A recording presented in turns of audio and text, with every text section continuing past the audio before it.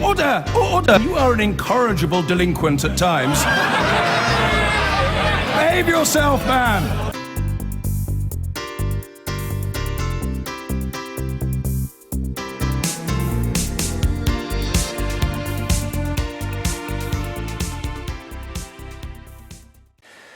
Now, the banks who dragged us down into the last recession were told in no uncertain terms by the Governor of the Bank of England today that it was up to them to stop the UK falling into another after the Brexit vote. Mark Carney was not mincing his words nor holding back on the levers of power he does possess. He cut interest rates to just 0.25%, the lowest they have ever been in British history, and he made £100 billion available to the banks and building societies.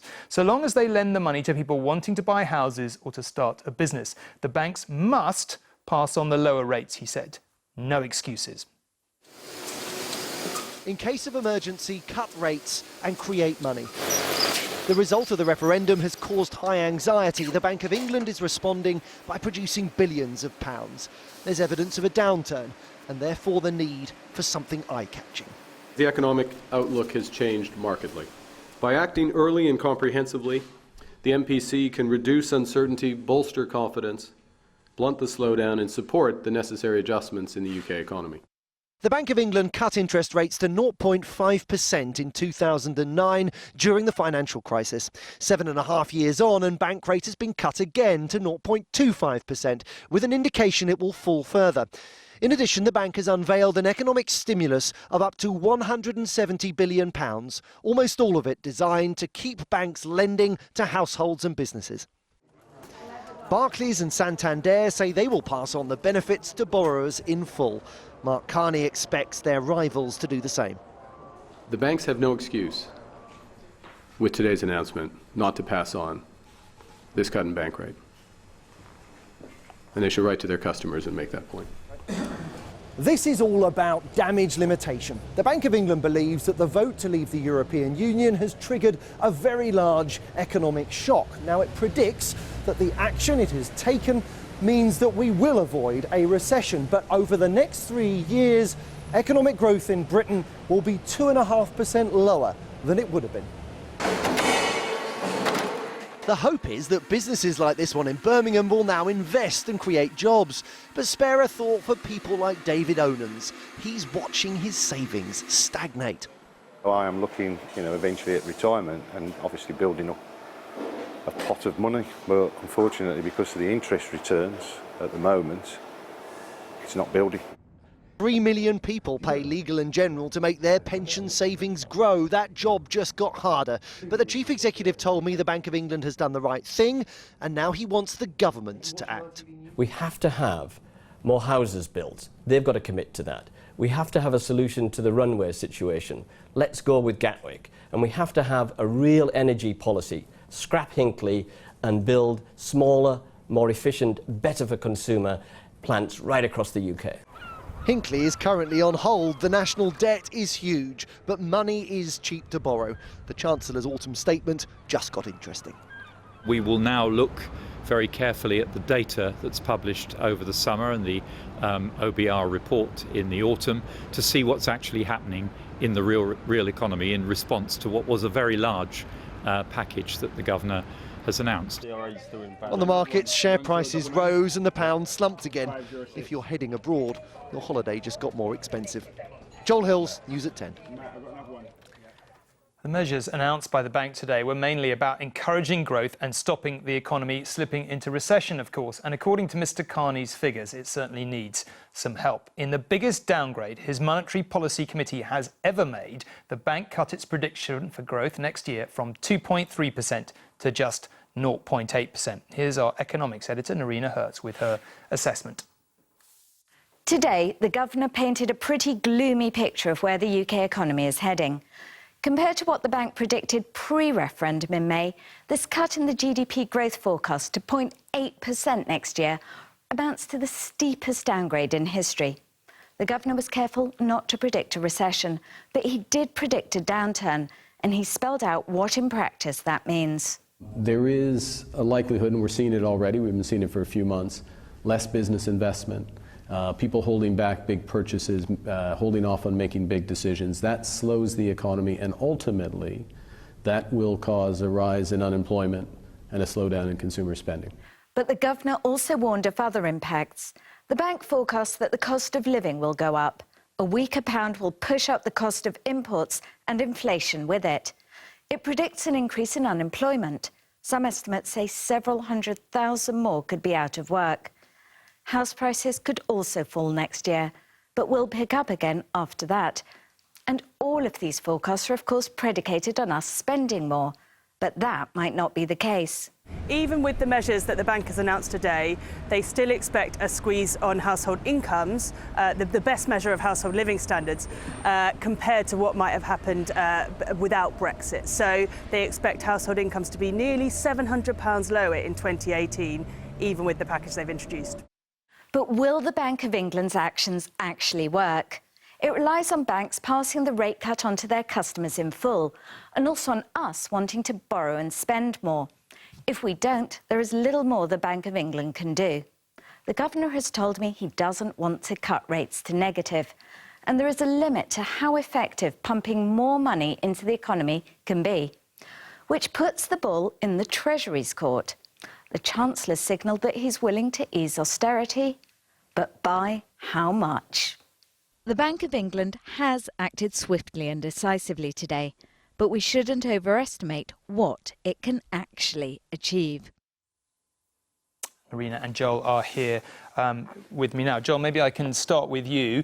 Mark Carney was very specific. The banks have got to pass this on. Are they doing so tonight? It's not clear they all will. I mean, look, 5.5 million people, Tom, have a mortgage linked to a variable rate mortgage, and they'll be licking their lips at the prospect of lower monthly repayments. Now, if you're with Barclays or Santander, then everything's fine. If you've got a tracker mortgage, then everything's fine because it's linked and everything will happen automatically. 2.5 million people have their mortgages linked to their own bank's standard variable rate. And Royal Bank of Scotland and Lloyds Bank, both banks we have stakes in, have said they're reflecting on what to do next. Now, Mark Carney cannot compel them to act, but there'll be an almighty hullabaloo if they don't actually do what he says. OK, well, Marina, Mark Carney said lots of things, but to cut to the chase, are we going into recession in your view or not, based on what he said today? Well, the bank clearly thinks that we're heading for a downturn, and they believe that the actions that they're taking are going to avert a recession. But right now, there's so much uncertainty. Uncertainty about the new trading relationships we're going to have with the rest of the world. Uncertainty about whether businesses will invest more or consumers spend more, even if these measures are put into place. And the trouble is that if the new trading relationships are worse than anticipated, if these measures don't pay off, well, then the situation could end up being a lot worse. OK, and it feels like we've talked about nothing but austerity in the public finances the last 7 years. Absolutely nobody is talking about austerity anymore. Is that off? Are we no longer worried about the deficit for now? No one is worried about debt right now. The economy in crisis, the economy in trouble is what's focusing everyone's attention, and it's clear that the government will now have to spend. If you remember, George Osborne said there is no plan B. Well, the new Chancellor, Philip Hammond, has made it clear that there is a plan B. The thing is, we won't know the details until the autumn. OK. Joel, let's come back to you. You can say for sure it's not good if you run a pension fund tonight. Absolutely. Look, we've had 8 years of unbelievably low interest rates, and they've had a devastating effect on final salary pension schemes and also annuity rates, the income that people can expect in retirement. Now, companies are finding themselves in problems where they're struggling to fund the promises they've made to their staff. That's only going to get worse, and we're going to see companies need to plug the gaps that will inevitably emerge as deficits widen. OK, Joel, thank you very much indeed. So we keep saying it, we're in uncharted territory, but today we are in it even more than we were yesterday. Official interest rates at their lowest since 1694. And actually they weren't this low even before 1694. It's just hard to get the data for the medieval era. We didn't just get the first change in interest rates for over 7 years today. It was a package of measures, more quantitative easing, a new corporate bond buying programme, and a new thing, the term funding scheme, to make sure the banks pass on the lower rates. Now, nothing has seemed extraordinary this summer, but remember that for the last few years, we've been hoping and expecting that financial normality might return. What we have instead is the next deeper phase of abnormality. And what's it for? Well, the Bank of England thinks Brexit is going to do long-term damage to the economy, which is nothing that monetary policy can help. But it also thinks Brexit has done short-term damage to spending, which it can ameliorate with these measures. To explain it all, here's our business editor, Helen Thomas. The UK economy is taking a real battering. At least that's the verdict from the Bank of England. After the vote to leave the European Union, growth and investment will be lower, the bank forecast. Unemployment will be higher, and thanks to the weaker pound, inflation will rise to above its 2% target, squeezing household incomes. In response, a four-part plan, bigger and broader than expected. The benchmark interest rate was cut from 0.5% to 0.25%. There's cheap funding for banks to offset the hit to their profits from these ultra-low rates. More quantitative easing, with 60 billion in purchases of UK government bonds planned. And a new move. Purchases of £10 billion of corporate bonds, another effort to lower the cost of borrowing for companies. In the Black Country, this business owner is staying upbeat. He's seen a big new order from the US since the referendum, and that will mean some new investment in machinery. We'd have preferred to stay. We aren't staying. We've got to get to grips with that. And we've got to be positive about how we deal with the issues that come up. But the broader picture is worrying. A sharp fall in the PMI index, a survey measure of activity across manufacturing, services and construction, clearly had the central bank rattled. Back in London, the bank's challenge was to calibrate its response, with even the short-term fallout from Brexit still uncertain and little hard economic data to go on. The moves today smacked of overkill for this former member of the bank's rate-setting committee. Well, I think interest rates have been so low for so long, it really doesn't justify a further downward move in interest rates. It's not going to have much impact. And arguably there might be more negative effects for savers and for the pound than will get positive effects for borrowers. We don't really have a lot of economic data about the position since the referendum. So I think it would be better to wait till the autumn before making any big judgments about monetary policy. As usual with Brexit, however, disagreement is never far away. If you look at every single piece of data that we've had since the 24th of June, it is pointing to a fairly abrupt slowdown in the British economy, possibly a shallow recession. Some indicators like the PMI would point to actually at more than just a shallow recession. If it proves to be too much, well, we'll see later. But in my view, there was absolutely no debate about the need today to come up with something more than decent, and they did.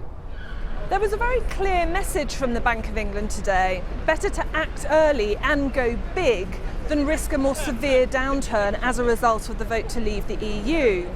But that leaves two big questions. First, what ammo does the bank have left if the situation deteriorates from here? Governor Mark Carney was pretty clear about ruling out negative interest rates. And second, what help might the bank get from Westminster when the new Chancellor of the Exchequer unveils his spending plans in the autumn? On the latter, a rare outbreak of consensus. The Bank of England emphasised that Brexit hits the overall potential of the UK economy in ways it just can't address. In the Midlands too, the sense is that the next move falls to the politicians. I don't think the interest rate has got that much effect. We finance all our own development. So, and if we bring it down from 0.5% to 0.25%, not much impact.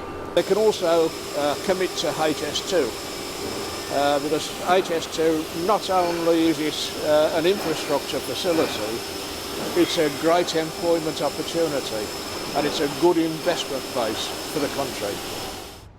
So the other important announcement today, a pledge by Philip Hammond that he would take any necessary steps to support the economy. The Bank of England surpassed expectations with its package of measures. Perhaps the next significant milestone for the post-Brexit economy is whether the Chancellor can do the same in the autumn. Helen Thomas there. Well, I'm joined now by Duncan Weldon, Head of Research at the Resolution Group and former economics editor of this programme. Brexit campaigner and Conservative MEP Daniel Hannan, and Faiza Shaheen, Director of the think tank CLASS, Centre for Labour and Social Studies. Faiza, is it turning out worse, Brexit, for the economy than you expected, or better than you expected, or...? Well, I think most people were expecting some type of short-term shock. Now, how I mean, some of the numbers pretty much show what I would expect. Of course, confidence, jitters. A lot of people weren't expecting a Brexit vote.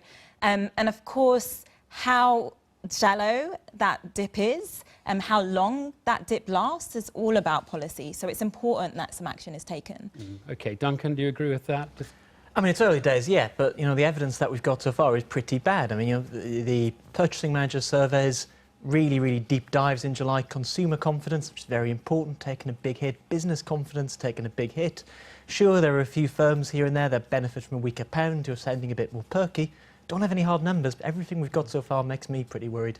Come on, Daniel, you were there saying this. All of that is surveys, right? I thought what was really interesting was listening to the business owner in that clip, Larry in the West Midlands, who said, yeah, it's all very pessimistic, but actually my orders are up and I'm investing more. That's, if you look at what's actually happening, rather than asking people's opinion about whether they're optimistic, because they're all watching all these gloomy prognostications.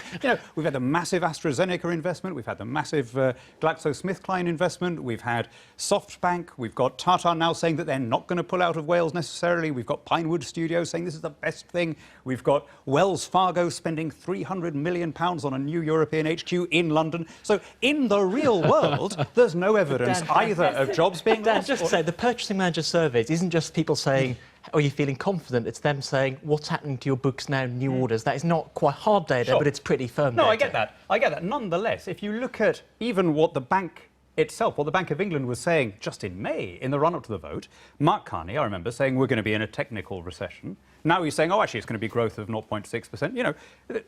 The direction is pretty good as far as his upward revision of forecasts is going. The forecasts are going down. Yeah. So we were told... Let's just work this out, because the forecast, the 3-year forecast, at the end of the 3 years, the forecast is now for an economy that is 3% smaller than it would have been back in May. It's quite a long way off saying that we would be in a recession. That's about 40 billion a year of lost income. And I'm just wondering whether that is better or worse than you would have thought, or whether you don't trust the bank. Never mind what I think. As recently as May, in the run-up to this poll, the Treasury was saying that the economy would shrink between 3.6 and 6%. That would be a recession, not a slower growth. The governor of the Bank of England said we will be in a technical, or at least there is a very strong risk of a technical recession. So already they are sounding a lot more cheerful than they did before the 23rd of June. Pfizer. Look, I don't want to get into the argument of who was right or wrong about how bad Brexit would be. Let's just be clear that there's very clearly going to be a slowdown here. This will impact on people's lives, and what we do about it now is the most important thing we need to focus on. OK, well, that's a very good point. Now, one argument is that monetary policy is just irrelevant to the kind of uncertainties. If companies stop investing because they don't know whether they'll have trade arrangements that'll make the investment favourable, there's no point trying to induce them to make that investment with a quarter point off interest rates, Duncan, is there? I mean, what's monetary policy got to do with this? I mean, to sound very old-fashioned and Keynesian about this, you are sort of pushing on a string. The bank can boost credit supply, can't boost credit demand. I think, the bank today, it's doing pretty much everything it can in the short run. I'm not sure it will be enough, and I don't think the bank thinks it will be enough. In fact, I can say the bank doesn't think it will be enough, because the bank says we're doing all of this and the economy is still going to slow sharply, unemployment is still going to increase by 300,000. That's a pretty clear signal to the Chancellor, you need to do something. And Pfizer, I mean, cutting interest rates, it's a quarter point. We basically have got interest rates about as low as they can practically go. It's not going to make a difference, is it? Yeah, this is another historic low. It might make a bit of difference in terms of money in the pockets for some of those on particular tracker mortgages, for instance. That will be offset by inflation, of course. I think there's some broader measures we should be thinking about when we think about today's announcements, which are essentially before Brexit, we had problems in the economy. We had problems with debt build-up again in the economy, in the household level, at the private sector level. We have to think also about how these measures will make inequality better or worse. Theresa May has herself set out this agenda is very important. And today's measures, unfortunately, like the ones before around quantitative easing, make wealth inequality in particular worse. They make the rich richer, and that is very problematic. I mean, Dan Hannan, some people are saying the bank panicked, or it's even has the potential to be spreading panic by looking like you need to throw the kitchen sink at a problem, which is really at this stage not even that much of a problem, some would say. I agree with that. I agree with Duncan that a 0.25% cut in interest rates isn't. Personally, I think interest rates were too low already, and that our problem was that interest rates were too low for too long. Do you know, you will remember, you don't look old enough, but you will remember what it was like just after we left the ERM. There was a general expectation of doom and gloom. Norman Lamont was crucified for saying I can detect some signs of recovery because people were so unsettled by the change. And actually, looking back, we can see that it was the best thing that happened. Now we've got countries from Australia to Uruguay queuing up to do trade deals with us. We are well out of the problems that are now overtaking the Eurozone. 5-10 years from now, people are going to look back and say we should have done this long before. Do you believe that, Pfizer? Possibly if we make the right decisions now, right? So we have to make the best of Brexit, certainly. But trade deals done quickly tend to be bad on bad terms. So we need to take some time on that. Also, some impacts on the common market, if we're going to stay in the common market or not. And that's very, very important for confidence and what happens going forward. What happens with movement of labour, of course, is very important in that. I do think possibly this could be an era of isolation as well. So we have to be very careful. And I'm worried that, of course, the Bank of England's the first to come out with a plan today, and we haven't heard from the government yet on their plan, and I'm very keen to hear that. I think your point about labour is very interesting. I think one thing that would be a very good confidence-boosting measure is to say, in sensitive industries where we want to have a competitive advantage, in financial services, pharmaceuticals, we will make it easier for companies to recruit worldwide, which will allow us to steal a march on the US and other places. Very last one. You said, Andrew Leadsom said in the campaign, my best expectation with 30 years of experience is there will not be an economic impact of Brexit. Was she, I mean, she's surely been disproved. No, but do you know what I think is the problem? Is that for throughout the campaign, people heard not just Remain campaigners, but the Governor of the Bank of England, the Chancellor of the Exchequer, the people of in all these serious positions, talking about bombs under the economy. Business leaders are not a temperamental 3-year-old. You can't scare them by saying bad things in the newspapers. newspapers. Me, but actually, if you're abroad and you read not George Osborne, yes, campaigner, but George Osborne, Chancellor of the Exchequer, saying we're going to have an emergency budget, emergency tax rises, that's bound to have some impact on your thinking. We need to leave it there. I'm so sorry, but we've got other things to do. Thanks all very much indeed.